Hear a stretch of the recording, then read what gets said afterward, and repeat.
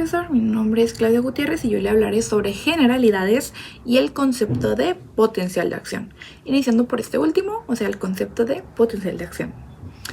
¿Qué es el potencial de acción? ¿Nadie? Bueno, el potencial de acción no es nada más ni nada menos que un cambio de voltaje rápido y transitorio en las membranas de las células excitables. ¿Cuáles son esas células?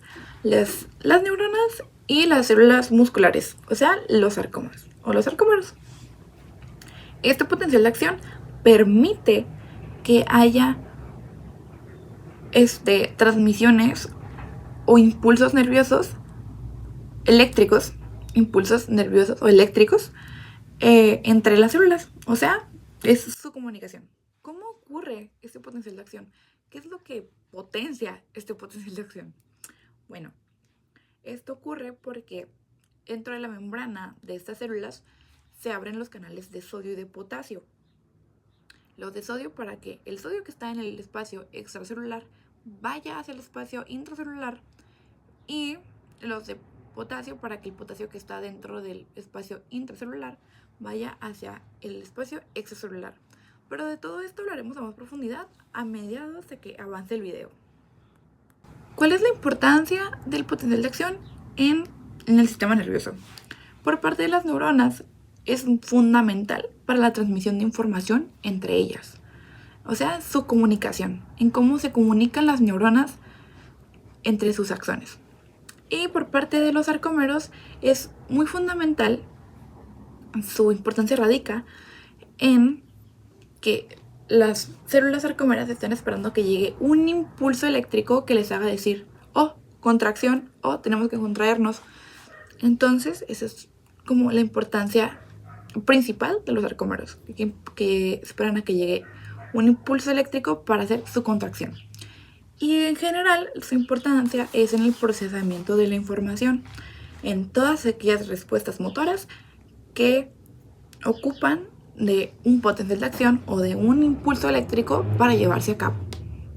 ¿Cuál es la diferencia entre el estado de reposo y el estado potencial de acción de la célula? El estado de reposo es un estado basal, es un estado en el que la célula está completamente sin hacer nada, quietecita así. Y en el espacio y en el potencial de acción, la célula ya está haciendo cambios de voltaje para llevar un impulso eléctrico. En el estado de potencial de acción, los milivoltios de la membrana rebasan los 30 milivoltios, mientras tanto que en el potencial de reposo, cuando la célula no está haciendo nada, sus milivoltios no sobrepasan de los menos de 70. Pero la diferencia más importante es que en el estado de reposo ese se mantiene por la bomba sodio-potasio, pero en el estado potencial de acción hay un constante cambio de sodio y de potasio, ya sea por su entrada y su salida, tanto del sodio y tanto del potasio. Y esto hace que el potencial de acción sea algo súper rápido y el estado de reposo pues se mantiene estable, ahí se queda. Y ahora pasaremos con mi compañera, que le explicará y hablará sobre qué es el potencial de reposo de la membrana. Hola, ¿qué tal? Mi nombre es Alejandra Gagiola y voy a hablar sobre el potencial de reposo de la membrana celular cuando la célula no está siendo estimulada. En las neuronas, su valor aproximadamente es de menos 70 milivoltios. Esto significa que el interior de la célula es más negativa que el exterior, o en comparación. ¿Por qué el interior es negativo? El valor de menos 70 milivoltios, como le acabo de mencionar, se debe principalmente a tres factores. El primero es la distribución desigual de los iones, el segundo es la permeabilidad selectiva de la membrana y el tercero es la acción de la bomba sodio-potasio. A continuación voy a explicar puntualmente cada uno de estos, que empezaré con la distribución de sodio y potasio positivos. En estado de reposo, el sodio se encuentra en mayor concentración fuera de la célula y en menor concentración dentro de esta. En cambio, el potasio se encuentra en mayor concentración dentro de la célula y en menor concentración fuera. Esta diferencia crea gradientes electroquímicas que son fundamentales para la actividad eléctrica celular. Ahora hablaré del papel de la bomba sodio-potasio. Es un mecanismo de transporte activo que funciona a través de ATP. Su funcionamiento consiste en expulsar 3 iones de sodio hacia el exterior y introducir 2 iones de potasio hacia el interior. Como salen más cargas positivas de las que entran, esto contribuye a que el interior de la célula sea más negativo. Además, esta bomba mantiene la concentración adecuada de sodio y potasio, lo que permite conservar el potencial de reposo. Por último, explicaré la importancia de la permeabilidad al potasio. En reposo, la membrana celular es más permeable al potasio que al sodio.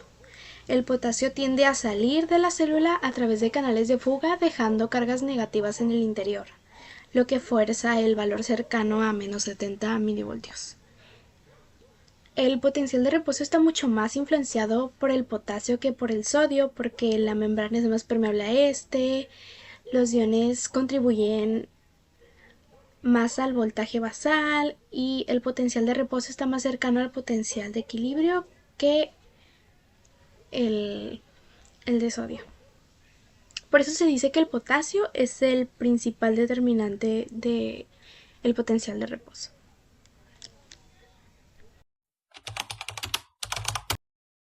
Hola, buen día. Voy a hablar sobre el potencial de acción, que es uno de los procesos más importantes en fisiología, porque permite que las neuronas transmitan señales eléctricas.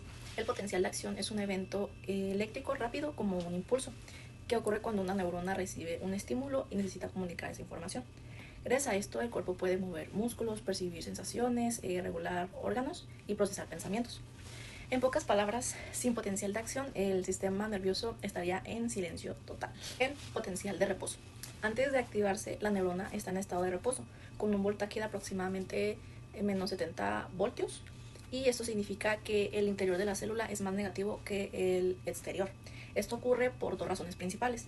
La primera es por la distribución desigual de iones, ya que afuera hay mucho sodio, pero adentro hay mucho potasio. La segunda razón puede ser porque la bomba de sodio-potasio, esta bomba usa energía para mantener el equilibrio, o sea que saca 3 de sodio y mete 2 potasio. Esto genera una diferencia eléctrica constante. También existen canales de fuga, sobre todo de potasio, que permite que potasio salga lentamente, haciendo que el interior sea más negativo. Así la neurona está cargada con una batería lista para activarse. Por tercero, estímulo y umbral. Para que ocurra un potencial de acción debe llegar un estímulo. Este estímulo puede venir de otra neurona, un receptor sensorial, una señal química. El estímulo produce una pequeña despolarización, pero aquí lo importante es, si no llega al umbral, no pasa nada. El umbral es aproximadamente de menos 55 milivoltios. Cuando se alcanza, se abren canales especiales, que son los canales de sodio dependientes de voltaje. Esto marca el inicio del potencial de acción. De despolarización rápida, cuando se abren estos canales de sodio, el sodio entra rápidamente, el interior se vuelve menos negativo y la membrana cambia drásticamente de voltaje. Este cambio es explosivo porque mientras más sodio entra, más canales se abren. Es un efecto en cadena, que el voltaje sube de 55 milivoltios hasta alrededor de más 30 milivoltios, es demasiado. Aquí ocurre el pico de potencial de acción, que es la regla del todo o nada. Esto significa que o se dispara por completo o no ocurre. No existen potenciales de acción a medias. Pico e inactivación del sodio. Este es el punto máximo. Los canales de sodio se activan automáticamente. Ya no pueden seguir entrando sodio, y esto es crucial porque evita que la neurona siga despolarizándose sin control, lo que hace que la célula ahora necesita regresar a su voltaje normal. Sigo con mi compañera. Pico e inactivación del sodio. Ok, vamos a continuar con este tema. Este es en el punto máximo del potencial de acción. El voltaje alcanza aproximadamente más de 30 milivoltios. En este momento, los canales de sodio dependientes del voltaje se activan automáticamente. Esto significa que el sodio ya no puede seguir entrando a la célula. En este paso es fundamental porque evita que la neurona continúe despolarizándose sin control. Es un mecanismo de seguridad que permite que impulso sea breve y un poquito más preciso. A partir de aquí, la neurona necesita comenzar a regresar a su estado normal, es decir, a su potencia de reposo. Después del pico, entran en acción los canales de potasio dependientes del voltaje. Estos canales se abren un poco más lento que los de sodio. Cuando finalmente se abren, el potasio comienza a salir de la célula. Al salir las cargas negativas, el interior de la neurona se vuelve negativa de nuevo. Este proceso recibe el nombre de repolarización. Durante esta fase, el voltaje desciende rápidamente desde aproximadamente los más 30 milivoltios hasta acercarse nuevamente a 70 milivoltios, que es el potencial de reposo. Así, la membrana empieza a recuperar su estado eléctrico original. Sin embargo, la neurona no siempre se detiene exactamente en menos 70 milivoltios. Como los canales de potasio tardan un poco en cerrarse, el potasio continúa saliendo de manera breve o por un momento breve más. Esto provoca que el interior de las células se vuelva aún más negativo de lo normal. El voltaje puede descender hasta menos 80 o incluso menos 90 milivoltios. A esta fase se le llama hiperpolarización. Es como si la neurona se pasara ligeramente antes de estabilizarse por completo. Durante todo este proceso existe un periodo en el que la neurona no puede generar otro impulso con facilidad. Primero, ese es el periodo refractario absoluto. En esta etapa, completamente imposible que se produzca a otro potencial de acción porque los canales de sodio se encuentran inactivos. Después ocurre el periodo refractario relativo. Aquí sí es posible generar otro impulso, porque se necesita un estímulo mucho más fuerte de lo normal, ya que la membrana está hiperpolarizada. Este mecanismo es muy importante porque garantiza que el impulso nervioso viaje en una sola dirección y evita que la señal regrese hacia atrás. El potencial de acción no se queda en un solo punto de la neurona, se propaga a lo largo del axón como una onda eléctrica. Esto sucede porque la despolarización en una zona de la membrana provoca que la zona siguiente alcance el umbral y también se active. De esta manera, el impulso se transmite progresivamente a lo largo de toda la neurona. En los axones que poseen mielina, la conducción es mucho más rápida. En este caso ocurre la llamada conducción saltatoria, donde el impulso salta de un nodo de Ranvier a otro. Esto aumenta considerablemente la velocidad y la eficacia de la transmisión nerviosa, de la transmisión nerviosa. A todo esto y, para terminar, el potencial de acción ocurre en varias fases ordenadas: reposo, umbral, despolarización, pico, repolarización, hiperpolarización, el periodo refractario y la propagación. Este proceso es el mecanismo básico de comunicación del sistema nervioso. Gracias a todos estos impulsos eléctricos podemos sentir, pensar, movernos y responder a los estímulos del entorno. Eso sería todo de mi parte. Muchas gracias. Hola, yo les voy a explicar la ley de todo o nada, que esta ley establece que una neurona solo puede responder de dos maneras: o genera potencial de acción completo o no genera ninguno, y no existen respuestas a medias. Esto significa que si el estímulo que recibe la neurona es suficientemente fuerte, se produce una despolarización rápida y completa de la membrana, pero si el estímulo no alcanza la intensidad necesaria, simplemente no ocurre nada. Para que se produzca el potencial de acción, la membrana debe alcanzar lo que se llama el umbral de excitación. La potencial de reposo de la neurona es aproximadamente de menos 70 milivoltios y el umbral suele estar alrededor de 55 milivoltios. Cuando se llega a ese nivel, se abren los canales de sodio dependientes de voltaje y entra sodio rápidamente a la célula, iniciando el potencial de acción. Si no se alcanza ese umbral, los canales no se activan y no se genera el impulso nervioso. Esta ley es muy importante porque garantiza que las señales nerviosas sean claras y precisas, y esto permite que el impulso viaje sin perder intensidad a lo largo del axón y asegura una comunicación eficiente entre las neuronas y los músculos. Básicamente, en resumen, la neurona funciona como un interruptor o activa completamente o no se activa en absoluto. Hola, soy Ángel Cota y voy a hablar de la propagación del impulso nervioso. ¿Cómo se transmite el potencial de acción? El potencial de acción es un cambio rápido en la carga eléctrica de la membrana de la neurona, un estímulo que supera el umbral. Se abren canales de sodio donde estos entran, la despolarización, luego se abren canales de potasio, donde estos salen, la repolarización. Este cambio eléctrico se va transmitiendo a lo largo del axón.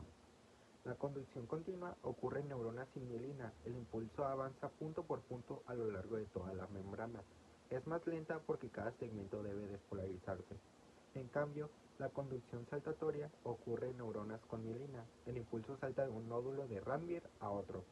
Es más rápido y eficiente, ya que la mielina actúa como aislante y aumenta la velocidad de transmisión. La importancia clínica.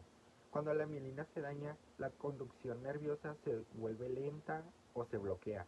Un ejemplo es la esclerosis múltiple, donde se afecta la mielina y puede aparecer síntomas como debilidad, falta de coordinación y alteraciones sensitivas.